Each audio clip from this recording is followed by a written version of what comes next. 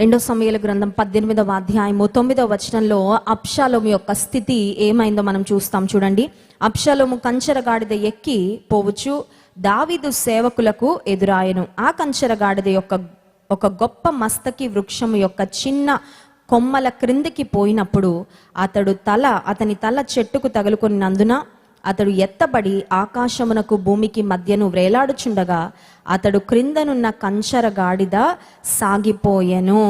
కంచర గాడిద మీద చాలా స్పీడ్గా ఒక బుల్లెట్ ఎక్కితే ఈ రోజుల్లో యవనస్తులు ఎలా వెళ్తున్నారండి? ఆ జుట్టంతా అలా వెనక్కి, ఇంకా అసలు నన్ను మించిన వాళ్ళు లేరు, ఇంకా ప్రపంచంలో పక్కన ఏ వెహికల్స్ ఉన్నాయో కూడా అక్కర్లేదు, అలా వెళ్ళిపోతున్నారు దూసుకొని. అబ్షలోము ఆ రోజుల్లో బుల్లెట్లు ఇవేం లేవు కదా, కంచరగాడిద వెహికల్.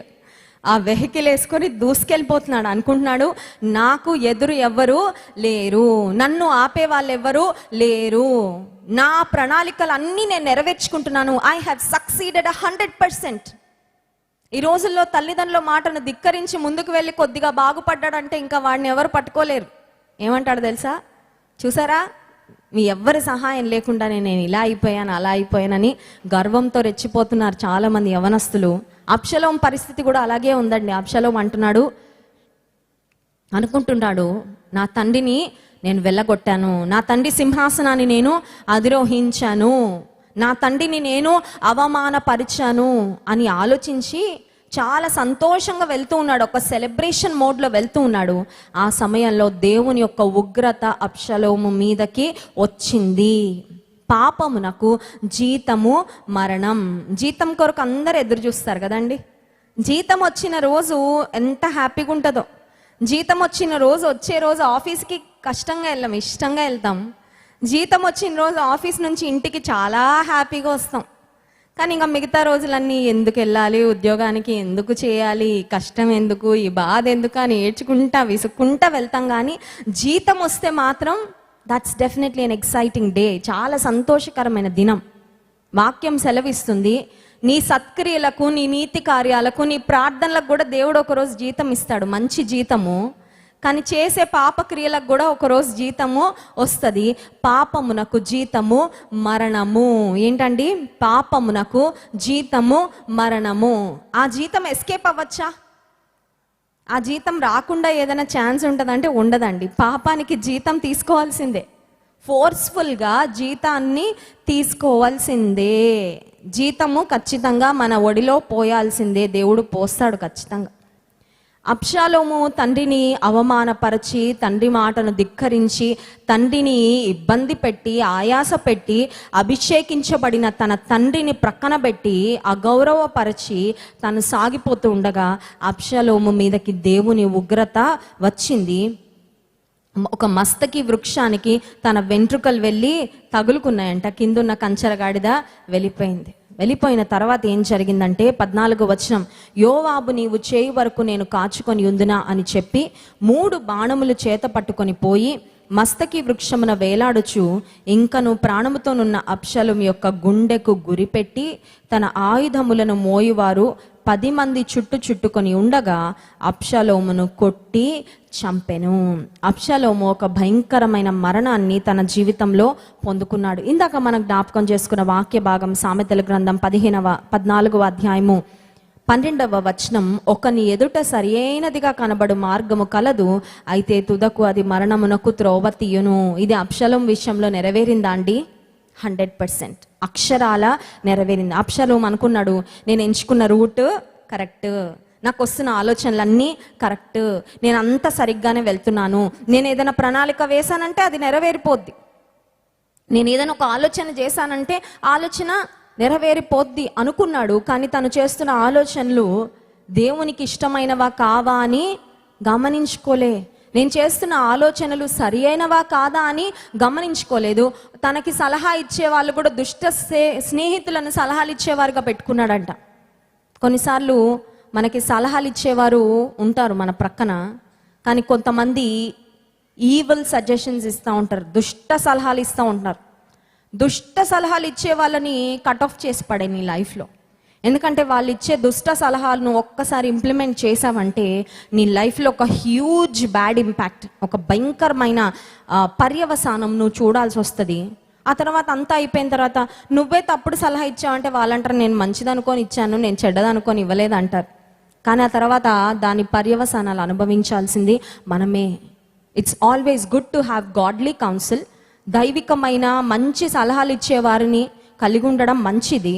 ఒకవేళ దుష్ట సలహాలు ఇచ్చే వాళ్ళు జీవితంలో ఉంటే వాళ్ళని వదిలించుకోవడం చాలా మంచిది. అందుకే 100 మంది చెడ్డ స్నేహితులు ఉండడం కంటే ఎవరు లేకుండా ఒంటరిగా ఉండడం నయమంట. కొంతమందికి మంది కావాలి, అవునా కదా? మంది, ఇంతమంది ఉండాలండి నా చుట్టూ, ఇంతమంది తిరగాలండి నా చుట్టూ. నీ చుట్టూ తిరిగే వాళ్ళలోనే నీకు వెనక నుండి వెన్నుపోటు పొడిచే వాళ్ళు ఉంటారేమో, జాగ్రత్త. యేసు ప్రభు 12 మందిని ఏర్పాటు చేసుకుంటే ఒకడు ఉన్నాడండి, ఇస్కరియోతు యూదా. ఒక దైవజనుడు అంటాడు మన మధ్యలో కూడా ఇస్కరియోతు యూదాలు ఉన్నారు అని. ఆ ఇస్కరియోతు యూదా మనం అవ్వకుండా చూసుకోవాలి. ఆమేన్. ఇస్కరియోతు యూదాలో ఎవరు ప్రవేశించారు? సాతాను ప్రవేశించాడంట. వాక్యం సెలవిస్తుంది. యేసయ్యతో తిరిగాడు కానీ సాతానుకు చోటిచ్చాడు, అంతే, సింపుల్. అమ్మో, ఇస్కరియోతు యూదా అనగానే మనకు ఒక క్రిమినల్ కనబడతాడు కదండి. ఎట్లా అయ్యాడు? అంత క్రిమినల్ ఎలా అయ్యాడంటే సాతానుకి చోటు ఇచ్చాడు. That's it. That itself has ruined his life. Iscariot యూదా జీవితం నాశనం అయిపోవడానికి అపవాదికి చోటిచ్చాడే, అదే అయింది కారణం. మన జీవితాలలో నష్టపోవడానికి పెద్ద తప్పేం చేయక్కర్లా, అపవాదికి చిన్న చోటు ఇస్తే చాలు. అబ్షాలోము ఇచ్చాడా? ఇవ్వలేదా? అపవాదికి చోటు ఇచ్చాడండి. ఒక చెడు తలంపు రాగానే తండ్రిని సింహాసనం మీద నుండి దించివేయాలి, తండ్రిని వెళ్ళగొట్టాలి, తండ్రిని ఏడిపించాలి, తండ్రి కంట తడి పెట్టించాలనే ఆలోచన వచ్చినప్పుడే అబ్షాలోము, అయ్యో నాకు ఇలాంటి తలంపు ఎందుకు వస్తుంది? నేను దావీదు వంశంలో పుట్టానే, దావీదు కుటుంబంలో పుట్టానే, నేను ఎంత దైవికంగా ఉండాలి, ఎంత నీతిగా ఆలోచించాలి, ఎంత భక్తిగా ఆలోచించాలి, ఎంత యథార్థంగా ఉండాలి, నా ఆలోచనలు సక్రమంగా ఉండాలి కానీ అక్రమంగా ఉండకూడదు కదా అని సరి చేసుకొని ఉండుంటే అబ్షాలోముకి అంత భయంకరమైన అంతము ఖచ్చితంగా వచ్చుండేది కాదు. అబ్షాలోము తన ఇంట్లో చేసిన పని ఏంటంటే ఏ తండ్రికి ఇలా జరగకూడదు అనేటట్లుగా తన తండ్రిని బాధించాడు. కానీ అబ్షాలోముకు వచ్చిన అంతం ఏంటంటే ఏ వ్యక్తికి కూడా ఇలాంటి అంతము రాకూడదు. జాన్ వెస్లీ గారి అమ్మమ్మ గారు 90 సంవత్సరాలు దాటిన తర్వాత ఆమె దేవుని సన్నిధికి వెళ్ళిపోయారు. ఆమె ఎప్పుడు ఒక ప్రార్థన చేసుకునేవారు దేవుని సన్నిధిలో. అదేంటంటే, దేవా నాకు మంచి అంతము ఇవ్వయ్యా అని. మన పుట్టుక దినం మనకు తెలియదు కానీ మన చనిపోయే ముందు మనకు ఒక గ్రహింపు వస్తుంది. కొంతమందికి తెలియదు కానీ కొంతమందికి దేవుడు ముందే మాట్లాడతాడు, యువర్ టైం హ్యాస్ కమ్, నీకు సమయం వస్తుంది అని. అమ్మమ్మ గారు ఎప్పుడు ఒక ప్రార్థన చేసుకునేవారు, నాకు మంచి అంతము ఇవ్వు ప్రభా అని. ఆమె ఆపరేషన్కి వెళ్ళక ముందే చెప్పారు, దేవుడు నాతో మాట్లాడాడు, నన్ను ఆయన రాజ్యానికి పిలుచుకుంటున్నారని. ఆమె చుట్టూ ఎవరైతే ఉన్నారో వారందరితో ఆపరేషన్కి వెళ్ళే ముందు ఆమె దేవునికి స్తోత్రం అని ఆ మాటలతోనే వెళ్ళారంటండి ఆపరేషన్కి. హల్లెలూయా. దేవుని స్తుతించుకుంటా వెళ్ళారంట. ఆ స్ట్రెచ్చర్ మీద సర్జరీకి తీసుకెళ్తా ఉంటే that were her last words. ఆమె పలికిన ఆఖరి మాటలు ఏంటంటే దేవుని స్తుతిస్తూ వెళ్ళిపోయారు. హల్లెలూయా. ఎంత మంచి అంతమో, పడకన పడలేదు, ఎవరితో చేయించుకోలేదు, చాలా చక్కగా అలా నడుచుకుంటూ వెళ్ళిపోయినట్లు దేవునితో కొనిపోబడ్డారు. హనోకు దేవునితో నడిచాడంట, ఒకరోజు కనబడలేదంట, ఎందుకంటే దేవుడు అతన్ని కొనిపోయాడంట. అబ్షాలోము అలా వెళ్ళలేదండి. అబ్షాలోము ఒక రాజులాగా వెళ్ళలేదు దేవుని దగ్గరికి. ఒక భయంకరమైన మరణాన్ని అబ్షాలోము కొని తెచ్చుకున్నాడు. ఎందుకు వచ్చింది ఆ పరిస్థితి అంటే, దేవుడు తనకిచ్చిన తండ్రిని, ఆత్మపూర్ణుడైన అభిషేకించబడిన తండ్రిని అబ్షాలోము తన జీవితంలో లెక్క చేయలేదు. కొన్నిసార్లు అన్నీ బాగుండగానే కొంతమంది ఏ స్థాయికి వచ్చేస్తారంటే, దేవుడు ఎందుకండి, ఇంకా మాకు అక్కర్లేదండి దేవుని సహాయం, మాకు పలానా మినిస్టర్స్ ఉన్నారండి, మాకు పలానా ఎమ్మెల్యేలు ఉన్నారండి, మాకు పలానా డబ్బు ఉందండి, మాకు పలానా పలుకుబడి ఉందండి, అది ఉందండి, ఇది ఉందండి, వీ కెన్ డూ ఇట్, మేము అన్నీ చేసుకోగలం, మాకెవరు అక్కర్లేదు. అబ్షాలోము అదే స్థాయికి వెళ్ళిపోయాడు. I can achieve it on my own, నా శక్తితో నేను సాధించగలను అని. ఏం సాధించుకున్నాడంటే మరణం సాధించుకున్నాడు. అవునా కదా? ఏం సాధించుకున్నాడు? మరణాన్ని సాధించుకున్నాడు. దేవునితో ఉంటే జీవాన్ని సంపాదించుకుంటాం, దేవుని విడిచిపెడితే మరణాన్ని సాధించుకుంటాం. ఈ ఉదయకాల సమయంలో ఒకవేళ నువ్వు మరణం అంచు వరకు నీ లైఫ్ వెళ్ళిపోయిందేమో, మరణపు అంచు వరకు నీ జీవితం వెళ్ళిపోయిందేమో, దేవాన్ని ఆయన గట్టిగా పట్టుకో, అక్కడి నుంచి ఆయన మళ్ళీ బయటకు తీసుకొస్తాడు. హల్లెలూయా. యోనా చేప గర్భంలో, చేప కడుపులో ఆ డైజెస్టివ్ జ్యూసెస్ ఉంటాయి తెలుసా, ఆహారాన్ని అరిగించే డైజెస్టివ్ ఎంజైమ్స్ అంటారు, జ్యూసెస్ అంటారు. ఆయన కొంచెం గట్టిగా ఫ్లో అయ్యి ఉంటే అరిగిపోయేవాడు, అవునా కాదా? ఆ యోనా చేప కడుపులో ఆ యాసిడ్స్ కొద్ది గట్టిగా వచ్చుంటే మొత్తం లోపల మిక్సీ అయిపోయి వేరేలాగా ఉండేది యోనా పరిస్థితి. కానీ ఆ భయంకరమైన పరిస్థితుల్లో చేప కడుపులో నుండి దేవునికి మొర పెట్టాడంట. హల్లెలూయా. అయితే అక్కడ తను పెట్టిన మొర దేవుడు విన్నాడు.